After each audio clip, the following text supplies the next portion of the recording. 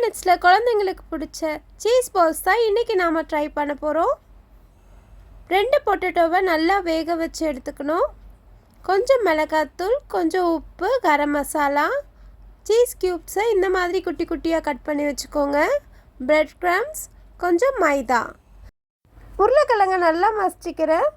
Cheese வச்சு stuff பண்ணும்போது உருளைக்கிழங்குலேருந்து cheese league ஆகாமல் இருக்கிறதுக்கு தான் நல்லா மசிச்சிக்கணும். கொஞ்சம் கூட கட்டி இல்லாமல் மசிச்சிக்கணும். இப்போ மிளகாத்தூள், உப்பு, கரம் மசாலா போட்டு நல்லா உருளைக்கிழங்க மிக்ஸ் பண்ணி விடுங்க. உருளைக்கிழங்கும் இந்த மசாலாவும் நல்லா மிக்ஸ் ஆகணும். உப்பு நான் கம்மியாக போடலை. ஏற்கனவே உருளைக்கிழங்கு வேக வைக்கும் போதே உப்பு, மஞ்சத்தூள் போட்டு தான் வேக வச்சுருந்தேன்.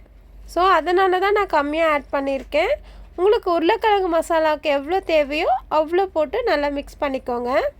உருளைக்கிழங்கும் மசாலாவும் நல்லா மிக்ஸ் ஆகிடுச்சு. இந்த உருளைக்கிழங்கு மசாலாவில் கொஞ்சம் மீடியம் சைஸில் பால்ஸாக உருட்டி ஒரு தட்டில் எடுத்து வச்சுக்கிறேன். நான் க்யூப் சீஸ் தான் எனக்கு எடுத்திருக்கேன். உங்களுக்கு வேணால் மொசரல்லா சீஸ் கூட எடுத்துக்கோங்க. ஒரு குட்டி சீஸையும் உருளைக்கிழங்கு பால்ஸில் இன்சர்ட் பண்ணிக்கிறேன்.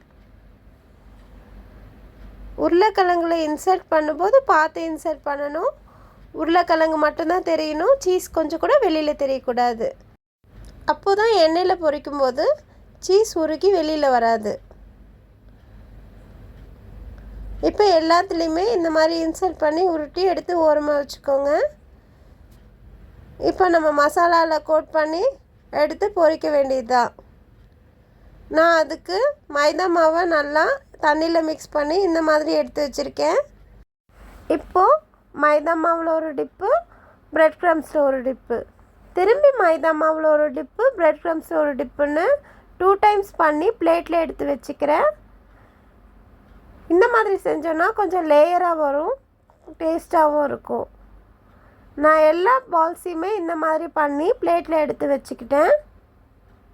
ஸோ அப்போ தான் டக்குன்னு எண்ணெயில் போட்டு பொரித்து எடுக்கிறதுக்கு ஈஸியாக இருக்கும். கடாயில் பேன் சூடான பிறகு 1 by 1 சீஸ் பால்ஸை சேர்த்துக்கிறேன். சீஸ் பால்ஸ் கீழேயும் மேலேயும் திருப்பி விட்டு ப்ரௌன் கலர் ஆன பிறகு நம்ம எடுத்துக்கலாம். பூரி மசாலா, உருளைக்கிழங்கு மசாலாலாம் செய்யும்போது 2 உருளைக்கிழங்கு எக்ஸ்ட்ரா வேக வச்சு ஈவினிங் ஸ்நாக்ஸாக இது செஞ்சு கொடுத்துருவேன். கடையில் ஸ்நாக்ஸ் வாங்கி கொடுக்கறதுக்கு இந்த மாதிரி வீட்டில் செஞ்சு கொடுத்து குழந்தைங்க அம்மா எனக்கு இன்னுமே வேணும் அப்படின்னு கேட்கும்போது ஒரு ஹாப்பினஸ் வரும் பாருங்கள். அந்த ஹாப்பினஸை சொல்கிறதுக்கு வார்த்தையே கிடையாது. இந்த ஸ்நாக்ஸை நீங்களும் ட்ரை பண்ணிவிட்டு எப்படி இருந்ததுன்னு மறக்காமல் கமெண்ட்டில் ஷேர் பண்ணுங்கள். இந்த வீடியோ உங்களுக்கு பிடிச்சிருந்ததுன்னா லைக் பண்ணுங்கள், ஷேர் பண்ணுங்கள், சப்ஸ்கிரைப் பண்ணுங்கள். தேங்க்யூ.